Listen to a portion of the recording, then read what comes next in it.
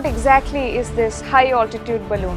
High-altitude balloons are balloons by definition going to high altitude. Satellites are expensive, difficult to build, and one way, no return, no correction. If something gone wrong, that's gone. Balloons can be different sizes. There are balloons which lift tons. For example, NASA or in India, there is a national balloon facility in Hyderabad. They lift balloons like this. So we use hydrogen. For this you need special training, which we have. We use hydrogen, which is quite cheap and available easily.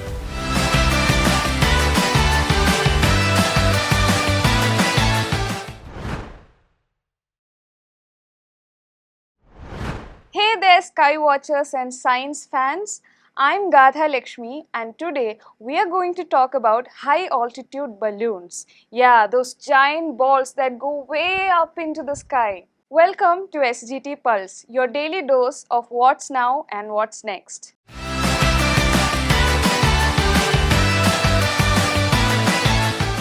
We have a real expert with us today, Dr. Margarita Safonova from MP Institute of Fundamental Research, Bangalore. Till March this year, she was in Indian Institute of Astrophysics, and in 2012, they started this high altitude balloon program. Dr. Margarita, can you please tell us what you do in this area and what exactly is this high altitude balloon? High-altitude balloons are balloons by definition going to high altitudes. So what do we call high altitude? Well, as you know that there is atmosphere, and then there is a stratosphere, and then there is space. So all this you can be calling high altitude. So what do we do? To space go satellites. So space is above something like 100 kilometers. But high altitude means everything which is in stratosphere or atmosphere, which is above what planes fly, which is about anything above 20 kilometers. So stratosphere usually goes from 20 to 50 kilometers.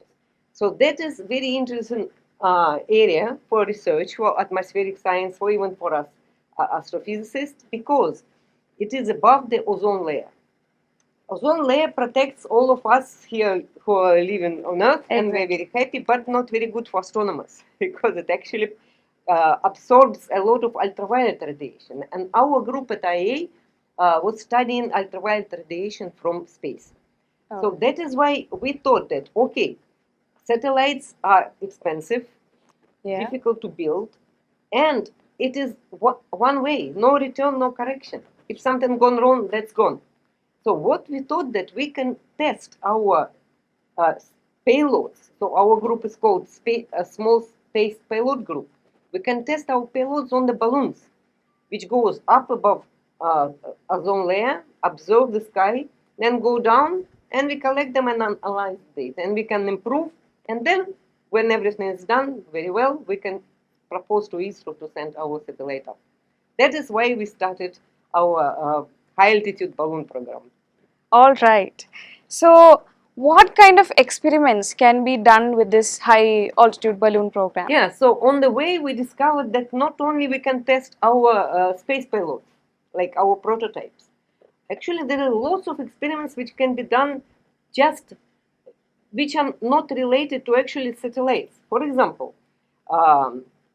we are writing the paper currently.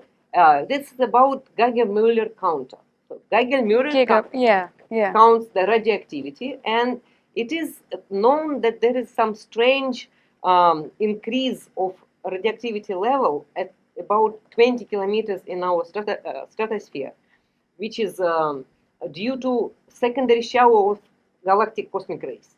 So our preliminary flight, we confirmed it. Yes, there is an increase. There is a maximum at 20 kilometers. Now we are exploring it better. And of course, because our balloons can be different sizes. So there are balloons from 2 kg balloons, some even 1 kg balloons. 1 kg, what I mean by 1 kg means 1 kg it can lift itself, gas inside it, and a payload of 1 kg. So 2 stratosphere. So 2 kg balloons, and there are tons. There are balloons which lift tons. For example, NASA or in India, there is a national balloon facility in Hyderabad. They lift balloons like this. So we are not that ambitious. Ours is about 6 kilograms. Our maximum payload 6 kilograms. So what gas do you use it to fill it up with? Yeah, so there are two types of gases that are used generally, which is helium and hydrogen. Helium, of course, is safe, absolutely safe, but very, very expensive. And it's actually reserves of helium are drastically dwindling on our planet. So we use hydrogen. For this, you need special training, which we have, and we use hydrogen, which is quite cheap and available easily. All right, all right. So how can students from universities benefit from engaging in these kind of experiments? Yeah, so since 2012, we performed many flights with our personal experiments, and we go and give demonstrations to different schools and universities like we did here. Yes, exactly. And we get very nice response. So, for example, 2 years ago, students from Chaman Bhartiya School in Bangalore, 6-7 graders, they came with us and said, can we launch our payload with you? And payload consisted of camera, radiation sensor, pollution sensors, even CO2, methane, and so on. And they even had astrobiological experiments. They gave us seeds of plants and a cactus. Wow, They even that's gave a name amazing. to this cactus. They call it Newton. Newton? Yes. Wow. A very cute cactus. Yeah. So they made the box themselves. They packed everything. They flew with us. We flew it to 32 kilometers. All right. And then cactus came back. They were very disappointed with Newton. What happened? Unfortunately, it froze because they wanted to test, can cactus survive at minus 80? Minus 80 degree. Poor cactus didn't survive. It didn't survive. Yeah. But they were very unhappy with Newton. Then there is another slightly high graders, 10 to 11 graders from Oak Ridge International School in Bangalore. They came to us and also said, can we launch our payload with you? And we said, yes, yes, yes, of course. And they did I think it was 3 years ago. All right. Roughly. So they made a ozone sensor. Ozone so it is very important, the profile of ozone throughout the atmosphere. So as balloon goes up slowly, rather slowly, it's about 5 meters per second. So you can measure the concentration of ozone at different heights. So yes. that's what they did. They actually even wrote a paper on it and put it on the web. Oh, that's so impressive. Paper is available. Yes, they made payload themselves also, and so this kind of experiments, and the same as what we did Geiger-Müller counter. Yeah. So we still open to suggestions. You can still fly with us and do the research. That is also very interesting. That's amazing.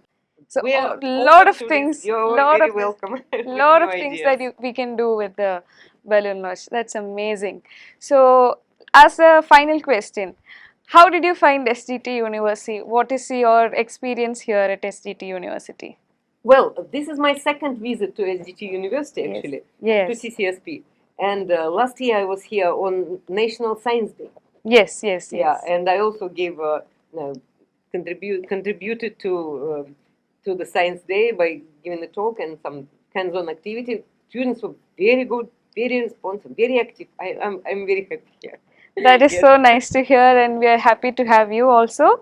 Thank you so much. Thank you. And that's all for today's Pulse Check. Remember, we are here every week with fresh new perspectives and cutting-edge discussions. If you like the show, hit that follow button and share SGT Pulse with your friends. Your support keeps our fingers on the pulse of what's happening. Got a topic you want us to cover? Reach out on our social media at SGT Pulse.